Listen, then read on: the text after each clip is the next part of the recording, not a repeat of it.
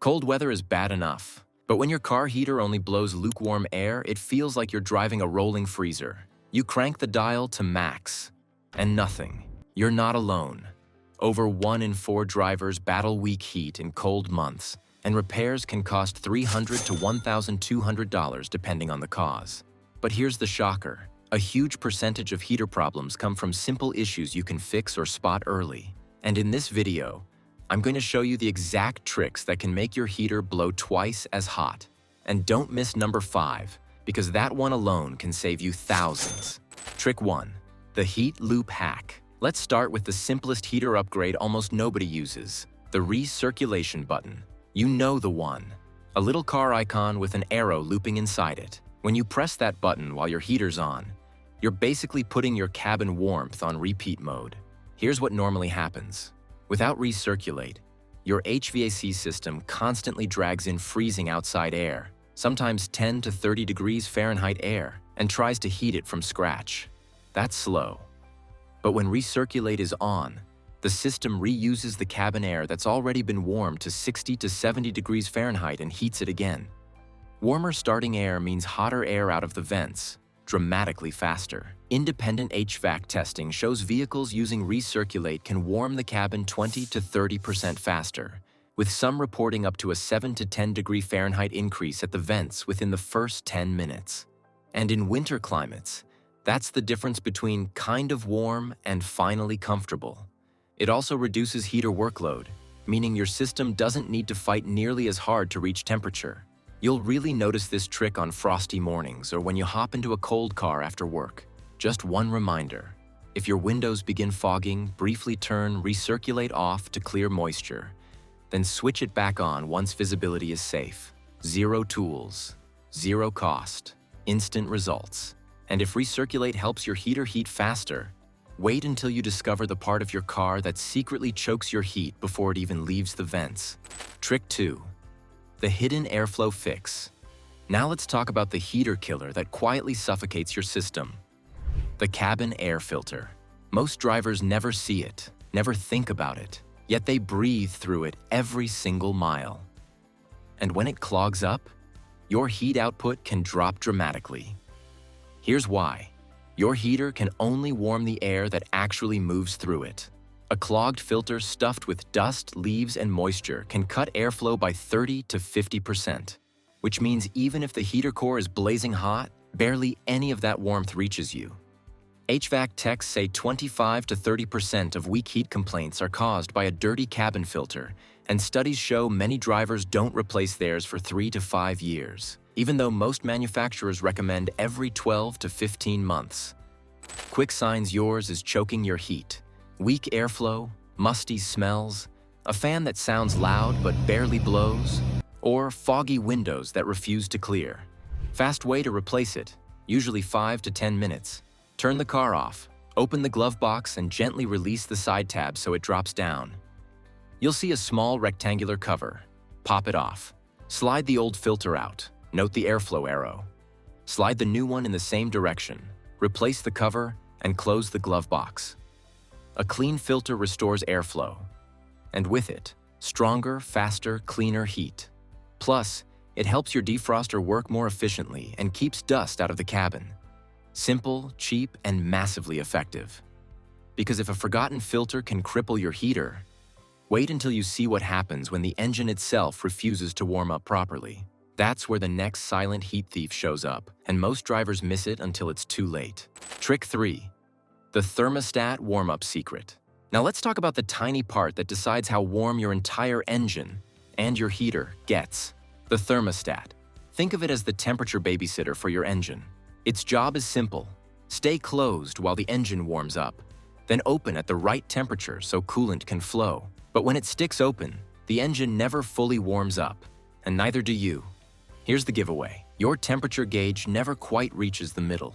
Maybe it creeps up a bit while driving, then drops again at stoplights. That's a classic sign. And here's the kicker.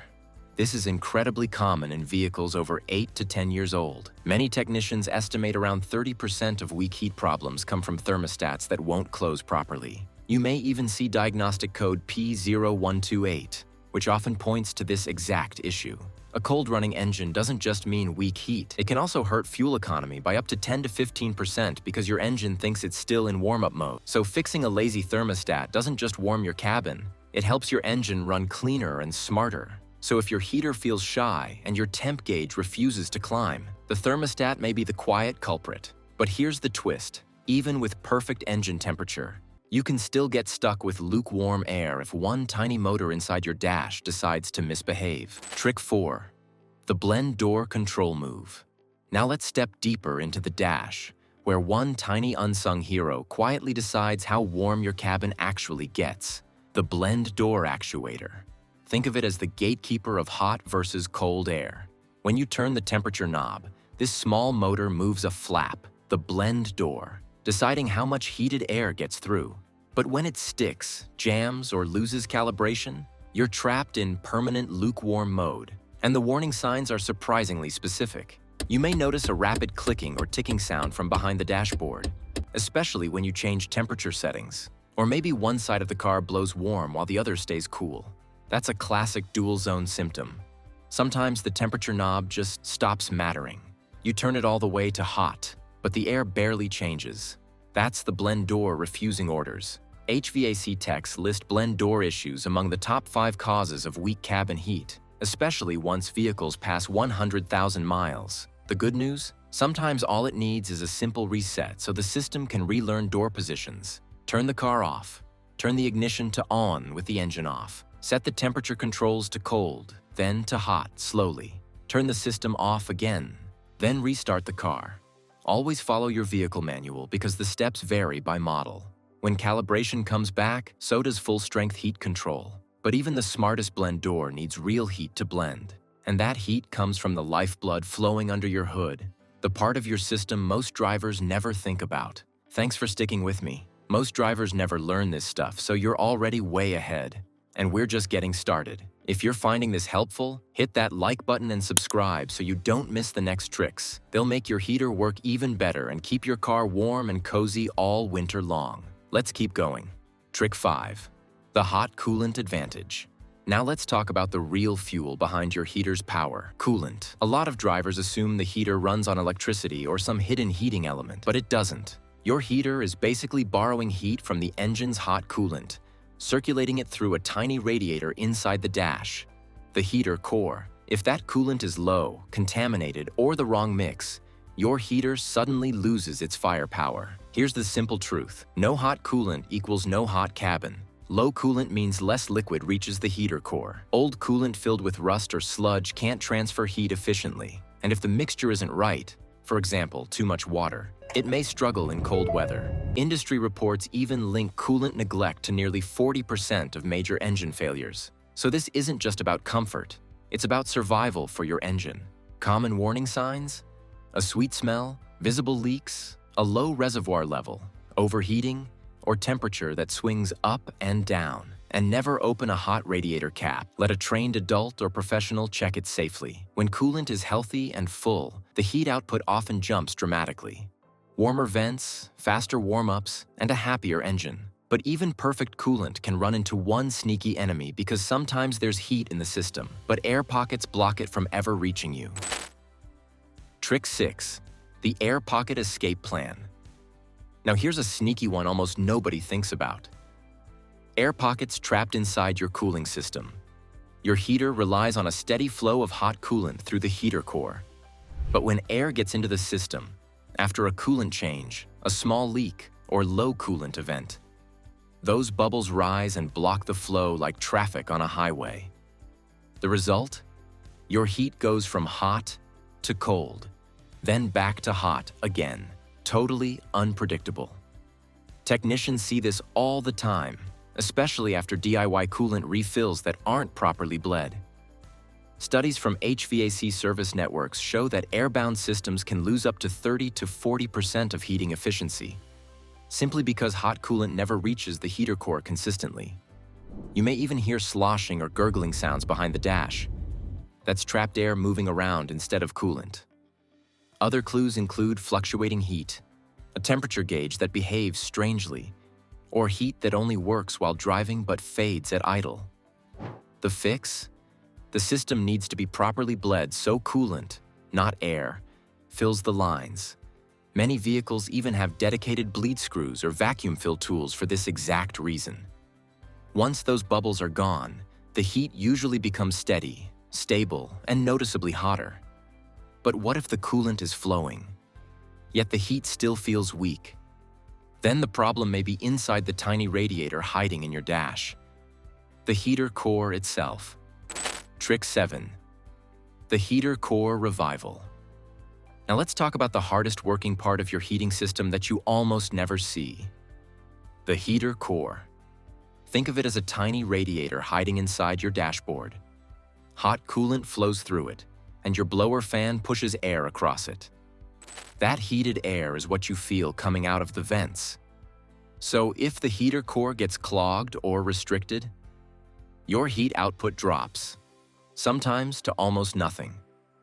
Over time, old coolant can break down and leave behind rust, scale, and sludge. That buildup narrows the tiny passages inside the heater core, like cholesterol clogging arteries. When that happens, less hot coolant flows through, so less heat reaches the cabin. Technicians say partial blockages are responsible for a large share of mystery weak heat complaints, especially in older cars or those with overdue coolant service. You may notice some very specific clues. Weak heat on one side but not the other, a sweet coolant smell, an oily film on the windshield, or constant fogging inside the car. Those are heater core red flags. Sometimes a professional flush can restore flow and heat. Catching it early can save hundreds compared to replacing the unit entirely. But let's say the heater core is hot, and you're still barely feeling warmth at the vents. Then the problem isn't the heat being made, it's the heat not being delivered. And that brings us straight to the next suspect, the blower fan. Trick 8, the strong airflow upgrade. So now the heater core is doing its job. It's hot, it's ready, but the cabin still feels chilly. That's when we look at the blower fan. Think of it as the delivery truck for your heat. If the fan isn't pushing enough air across the heater core, that warmth never makes it to you. It just sits inside the dash. A weak or failing blower motor can quietly rob you of 30 to 40% of your usable heat, according to HVAC service data. Not because the heat isn't there, but because the airflow isn't. This becomes especially common in cars with over 120,000 miles, where fans and resistors begin to wear out. How do you spot it? The airflow feels lazy even on the highest setting. The fan speed may not change when you turn the dial. Sometimes the air pulses, or you'll hear whining, scraping, or rattling from behind the dash. In other cases, the highest fan speed stops working completely, usually a bad blower resistor. Fix the airflow and suddenly the vents feel alive again. Stronger blast, warmer cabin, faster defrosting. Because heat without airflow is like a fireplace with no chimney. All that warmth is trapped. But here's the real plot twist. Sometimes everything works perfectly. The fan, the blend door, the heater core. Yet the engine itself simply never gets warm enough. And that silent, cold-running engine is the ultimate heater killer, the one most drivers never see coming. Trick 9, the cold-running engine reveal. Now we've reached the silent villain behind more weak heat complaints than most people realize. The engine that never fully warms up. Your heater can only use the heat your engine creates. If the engine runs too cool, the heater has nothing strong to work with. So you're stuck with lukewarm air no matter how high you turn the dial. This problem often creeps in slowly. Maybe you only take short trips, 5 or 10 minutes at a time. The engine barely reaches operating temperature before you shut it off again. Or the thermostat is getting lazy. Or the temperature sensor is slightly off. Data from service networks shows cold-running engines can reduce heater performance by 25 to 40%, and fuel economy can drop by 10 to 15% because the engine stays in warm-up mode longer than it should. You may notice the temperature gauge rarely reaches the middle, or it drops when you coast downhill. Heat might improve on the highway, but fade in town.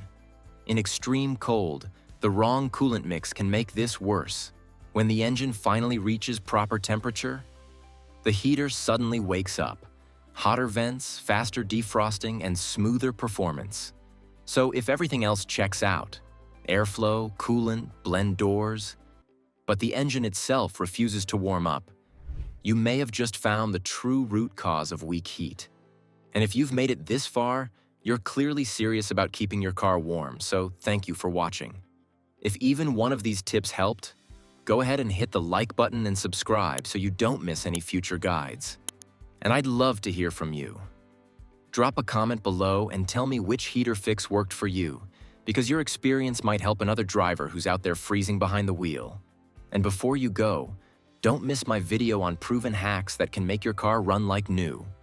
It's packed with simple, practical tips you can use right away, and I'll link it right here so you can check it out next.